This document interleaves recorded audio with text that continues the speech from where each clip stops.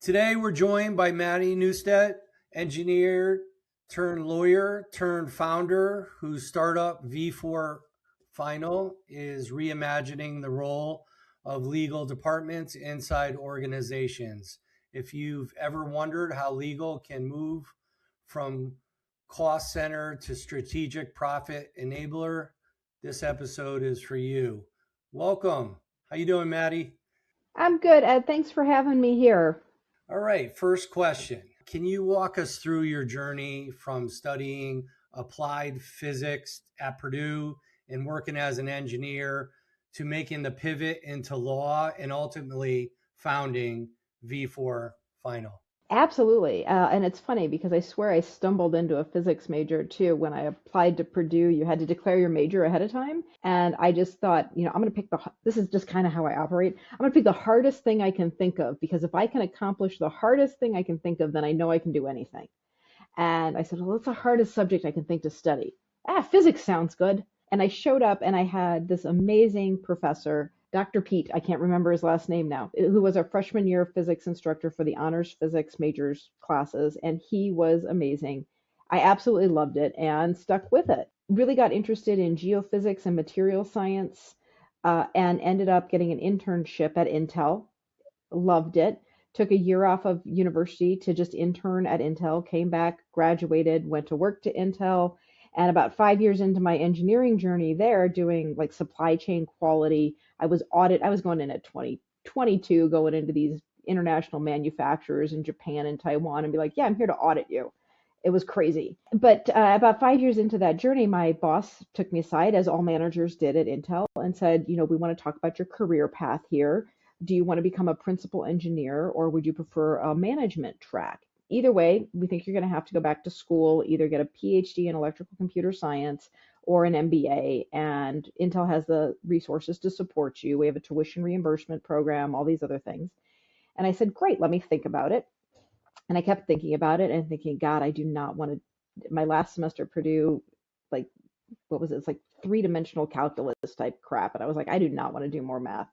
The idea of going back to take PhD level math courses just kind of made my brain hurt. I'm like, most lawyers don't do math to begin with, but I tapped out higher than most lawyers, but I still tapped out. And the business side was fascinating to me. I love the business side of engineering and practice, but I was a little disheartened. It seemed like everybody I know with an MBA was kind of an asshole, and I was afraid that MBA school actually made you an asshole. I hope I can say that on the podcast. But at the time, I was working with the lawyers at Intel and helping write the supply chain, the technical specifications that got attached to the contracts. And I called one of the lawyers and I said, hey, I've got a crazy idea. I want to make sure I could do this. I think I want to go to law school, but I don't know if I could do it. Like, things that I had never imagined. And I'm like, do you think I could, go to law school? And he just looks at me and goes, if I can do this, you can do this. So I went to my boss and I said, I'm not really interested in engineering or management, but I'd really like to go to law school and do a technology law, intellectual property, corporate counsel type track. And he looked at me and goes, I love it. We need more lawyers. We had a big push for IP. I held a couple patents at the time. So super supportive. And I ended up I took the LSAT once. I applied to one law school. The local Lewis and Clark College has a night program. It's an excellent night program. I speak incredibly highly of it after going through it. But I figured I either got to go to law school and become a lawyer or I didn't, and I just keep being an engineer. So I ended up at Lewis and Clark in the night program. Wonderful experience. Learned what I could. Did some practical. Lewis and Clark has a great program for law students to get practical skills. They have a huge number of clinics. They really teach practical lawyering and not just academic research type lawyering.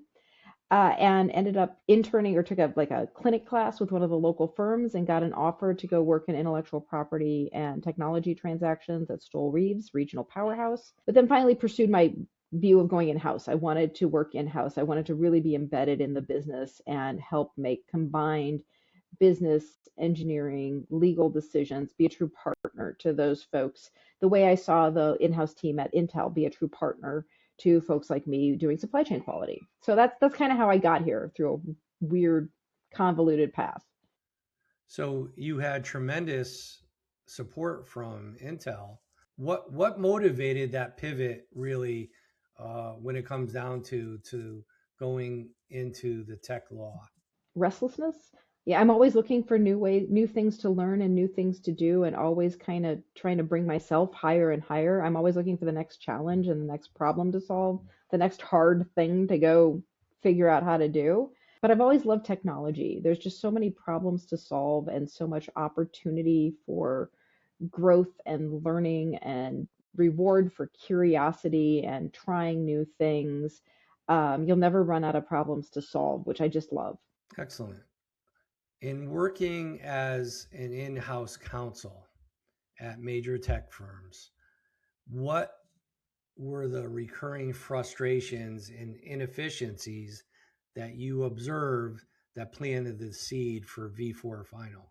As I said, I was a process, I was a supply chain quality process type engineer. I looked at semiconductor suppliers in various areas and found out ways to make them most efficient. I had Six Sigma black belts, process engineering efficiencies. I did math. And in-house counsel has like no process.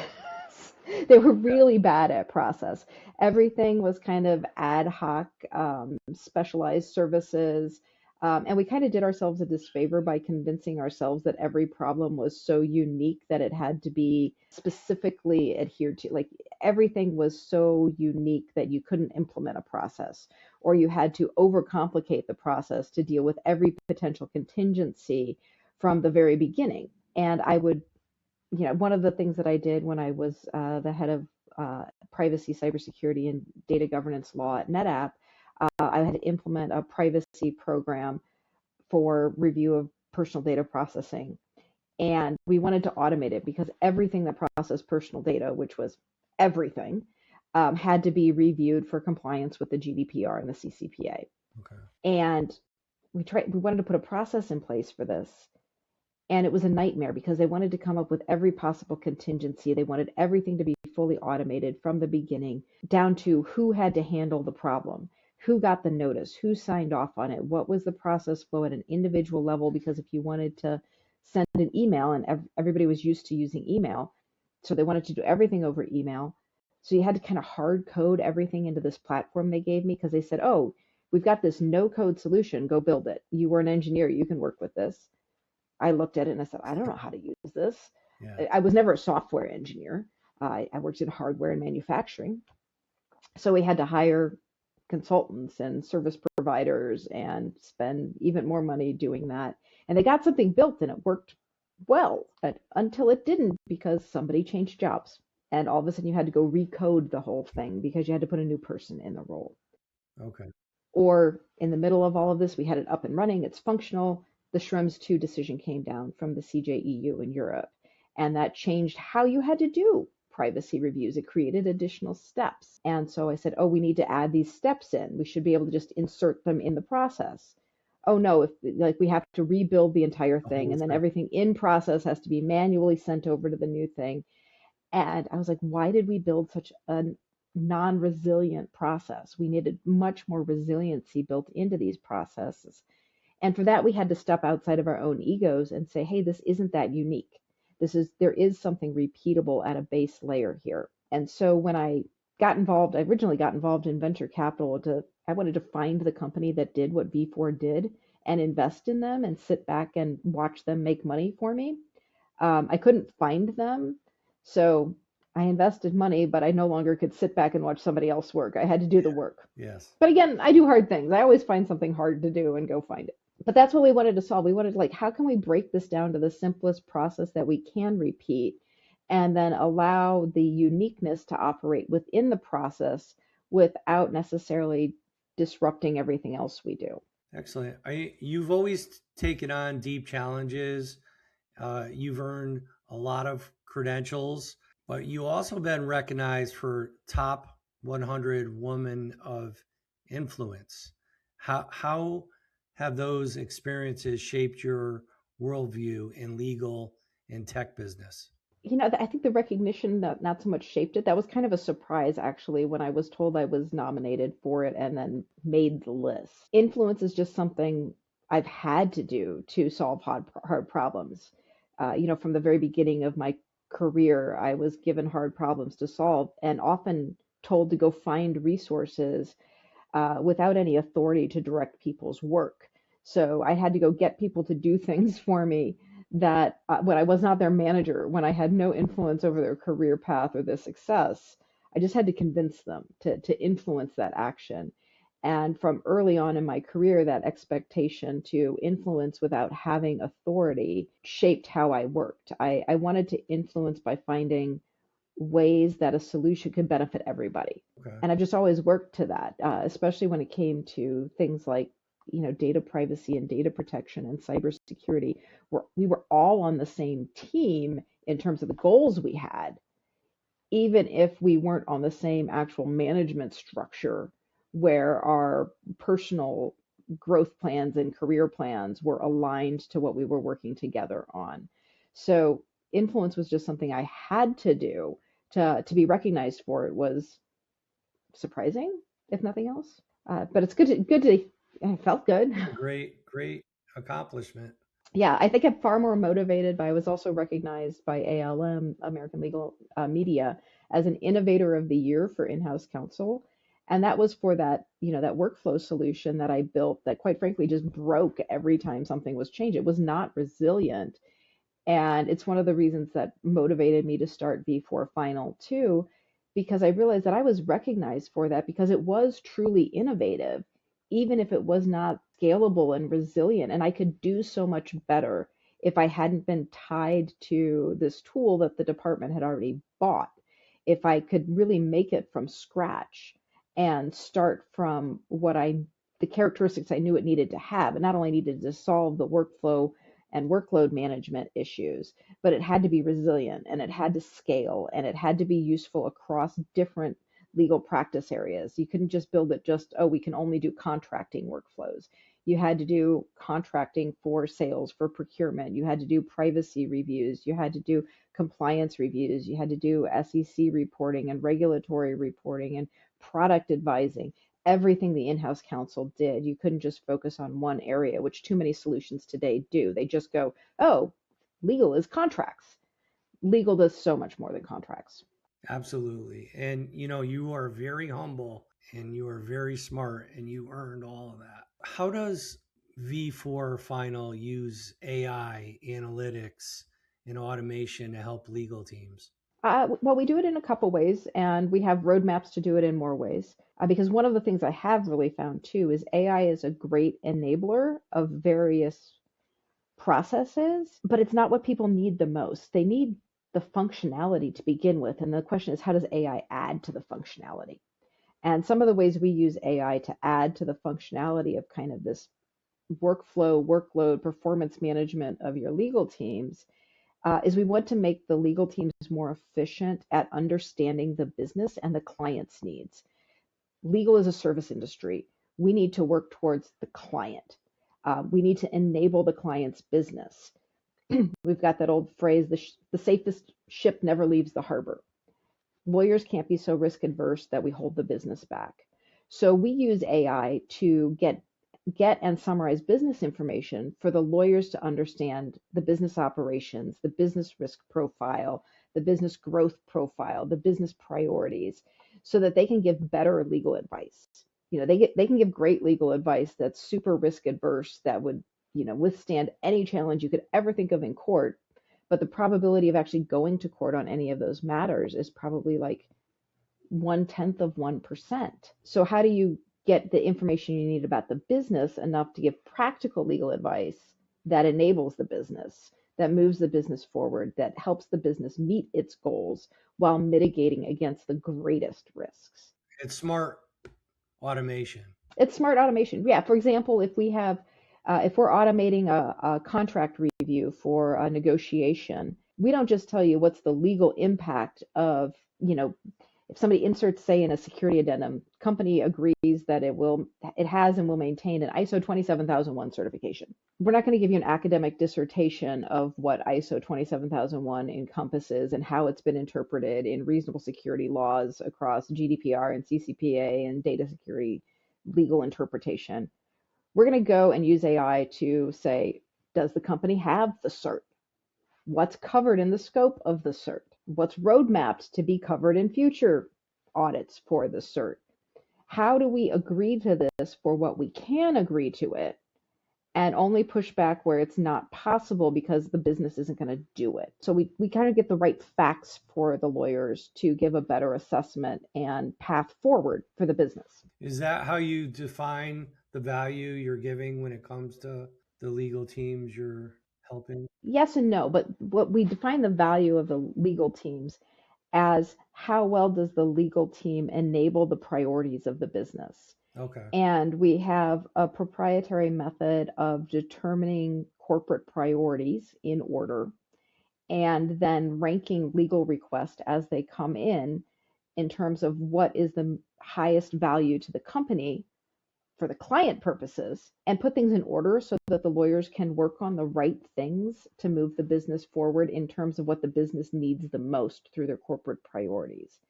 So I frequently would have, 15, 20, 30 things on my plate. Which one's the most important for me to get done because that's what the client needs the most? Right. Not which one do I see has the most legal risk or is the most legally challenging program or is the most in the news right now, or which sales guy is bothering me the most frequently and I want to get him off my back.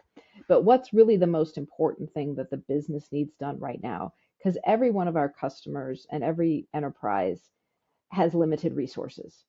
Nobody can get everything done to the extent they want it done with because they don't have infinite money. And lawyers are very expensive. They're a very expensive resource for the company. So if you're going to invest in that resource, make sure it's doing the right things to move the business forward with the most urgency. Well, from your vantage point, and you've explained a lot of this, what's broken about how legal departments operate today? And how do you think legal tech needs to evolve over the next 5, 10 years? Well, I think every legal department is a little different. There's a lot of personality as well as structure that goes into legal departments. I always joke, if you ask 5 lawyers for their opinion, you'll get 10 opinions. So everybody works a little different.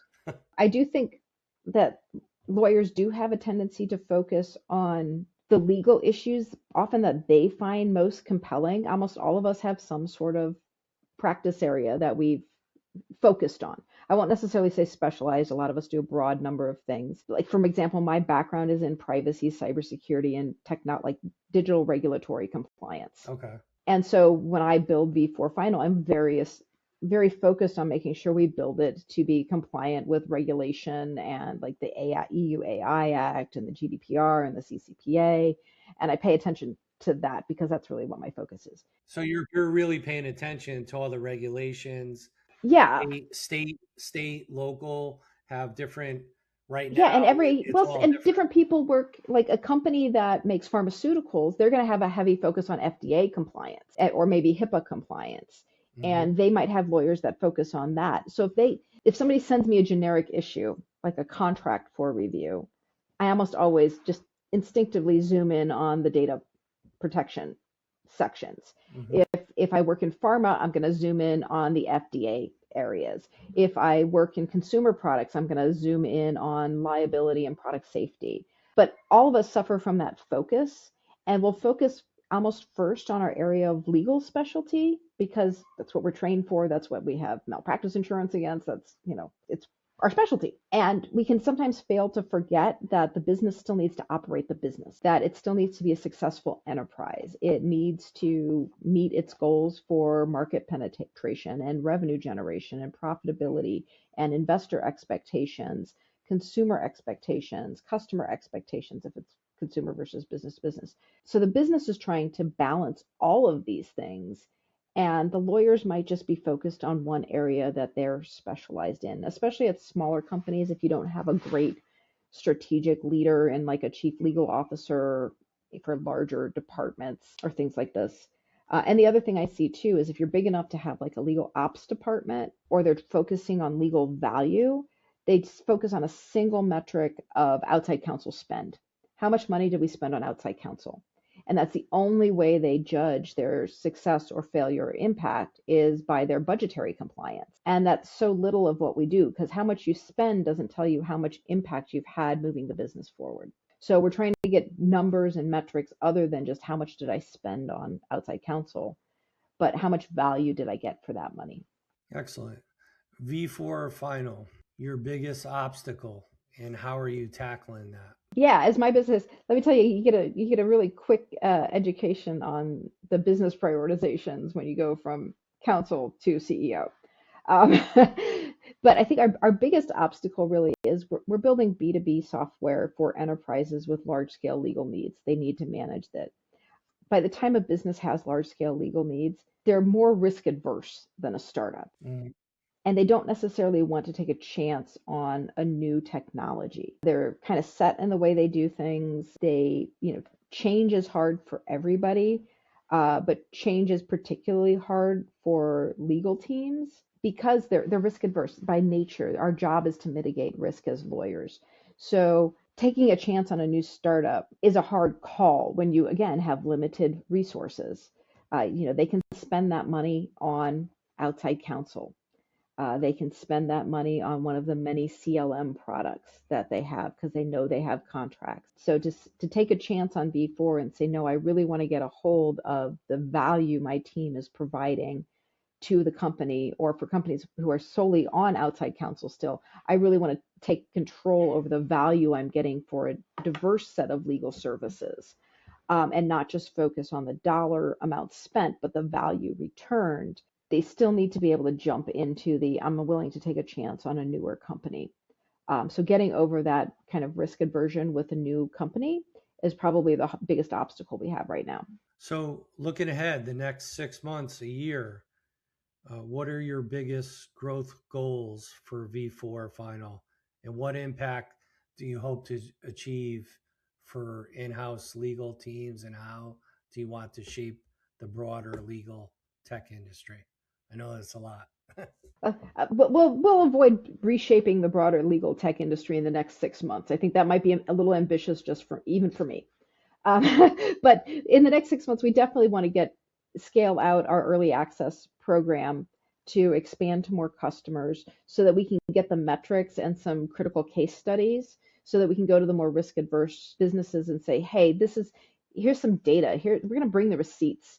Like if this doesn't work, I got work to do because I think that we can show real value add and return on investment for the work legal teams do for their clients. And I want to get a couple more folks in our early access program, and I want to do some case studies that really show everyone what the platform is capable of doing in terms of measurable ROI.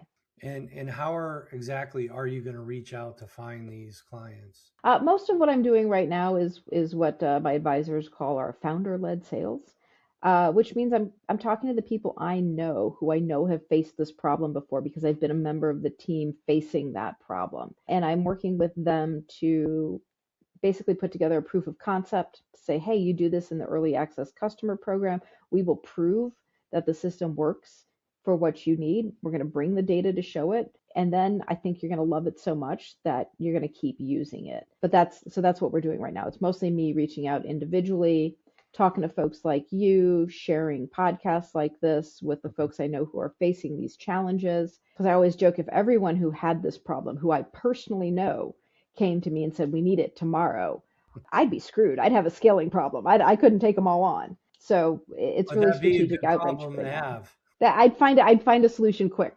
Let's just find it that way.